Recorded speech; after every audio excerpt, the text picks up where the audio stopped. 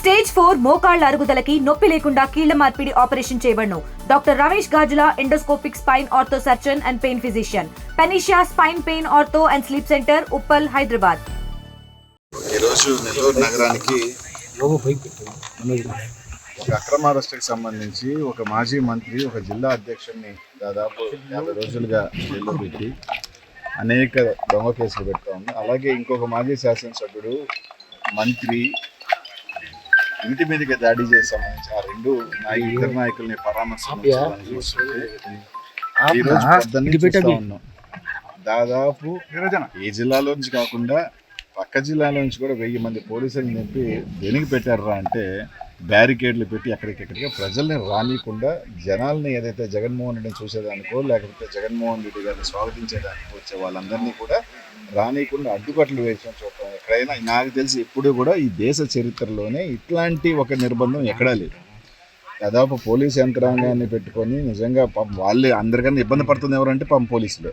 ఇదేమి కర్మరా, మేము చేయాల్సిన డ్యూటీ లేదన్నా ఉంటే పోలీస్ స్టేషన్ పెట్టుకోవాలి. కానీ సిఐలు, ఎస్ఐలు ఏం పడిగాపులు కాస్తూ ఎండల్లో పొద్దున్నే స్టార్ట్ చేసి ఎండల్లో బ్యారికేడ్లు పెట్టుకొని ఆడ నిలబడి ఆ బైక్ పోయేవాడిని తీస్తూ ఆ బైక్ పాపం వాళ్ళు పడుతున్న కష్టం ఈరోజు నిజంగా బాధాకరం వేస్తుంది. ఎందుకంటే ఈరోజు ఈ ప్రభుత్వం వచ్చిన తర్వాత పోలీస్ వ్యవస్థని కేవలం ఒక కక్ష సాధింపు చర్యలకో లేదంటే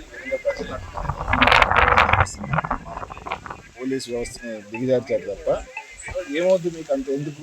మీరే అంటున్నారు జగన్మోహన్ రెడ్డి ముఖ్యమంత్రి కాలేడు, ఓకే.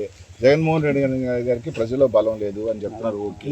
అంత చెప్పే మీరు జగన్మోహన్ రెడ్డికి బలం లేదు అని చెప్పే మీరు ఈరోజు ఇంతగా కూడా చేస్తున్నారు అంటే ప్రజలందరూ కూడా గుర్తిస్తారు. తప్పకుండా ఎన్ని నిర్బంధాలు ఆపినా కూడా ప్రజలు వచ్చి తీరుతారు. ఇంకొక అరగంటలోనో 4 గంటలోనో జగన్మోహన్ రెడ్డి రావడం జరుగుతుంది. ప్రజలు కూడా స్వచ్ఛందంగా వచ్చి జగన్మోహన్ రెడ్డి స్వాగతం పలుకడం ఖాయమని చెప్పి తెలియజేస్తారు. చంద్రబాబు నాయుడు పోయాడు, అయితే వాళ్ళు ఎందుకు లబోదీపు మా మీద అక్రమ కేసులు పెట్టారు, అక్రమ కేసులు పెట్టారని చెప్పి ఏడ్చారు చెప్పండి. అంటే మీరు పోతే ఇది మా మీద మాత్రం పెడితే ఇదే. ఈరోజు ఈ కేసుకి సంబంధించి చూస్తున్నాం, ఒకరిదాం పీటీ వారెంట్లు, ఎప్పుడు లేని పీటీ వారెంట్లు, ఎక్కడ లేని కన్ఫెషన్స్. ఇప్పుడు ఒక ఆయన చేత కన్ఫెషన్ ఇప్పించున్నారు, చూపిస్తుంది. అనిల్ కుమార్ యాదవ్కి ఆయనకి ఆస్తి లావాదేవాళ్ళు ఉన్నాయి, ఈ డబ్బులే పెట్టారని. 2023లో మేము క్వార్టర్ చేసామని చెప్పారు. ఆస్తులు ఎప్పుడు కొనున్నారు అంటే 2021లో. అంటే ఇప్పుడు ఇక్కడ చేసి ట్రైన్ ట్రావెల్ అయ్యారా? అట్టుంటాయి వాళ్ళ కేసులు అవన్నీ కూడా. ఆ విధంగా ఒక దొంగ కేసులు పెట్టే ఇది అలా ఉంటుంది. ఇది ఎట్లాంటి ఒక కన్ఫెషన్ రిపోర్ట్ తయారు చేస్తున్నారు. ఎందుకంటే ఇప్పుడు ఈ రాష్ట్రంలో అందరికీ ఈ జిల్లాలో అయితే పసిబిడ్డకు కూడా తెలుసు కారణాలు ఏమైనా కానీ నాకు గోవర్ధనానికి ఎంత రిలేషన్స్ ఉన్నాయా, ఎంత గత 5 సంవత్సరాల్లో మేము ఎంత సన్నిహితంగా ఉన్నామా లేకపోతే ఎట్టున్నా అందరికీ తెలుసు. అట్లాంటిది మేము ఇద్దరం కూర్చొని చేసామంత. దాన్ని బట్టే తెలుస్తుంది ఎట్లాంటి క్రికెట్ కేసులు కన్ఫెషన్స్ రాయిస్తున్నారు అన్నదాన్ని. అన్నిటికీ నీట్గా చెప్తారు. రేపు ఇప్పుడు కాదు, విడ్డమ్మరిచి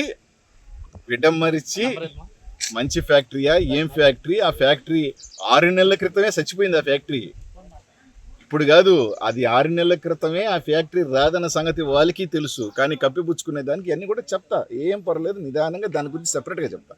తెలుగులో ఫాస్టెస్ట్ న్యూస్ ఇప్పుడు కొత్త అవతారంలో 5 సెకండ్లోనే పూర్తి వార్తా సమాచారం మీ చేతిలో. సోషల్ మీడియా ట్రెండ్స్ మీ కళ్ళ ముందుకే live TV and voice search ఆప్షన్స్తో ఇప్పుడే డౌన్లోడ్ చేయండి. యాప్ లింక్ డిస్క్రిప్షన్లో ఉంది.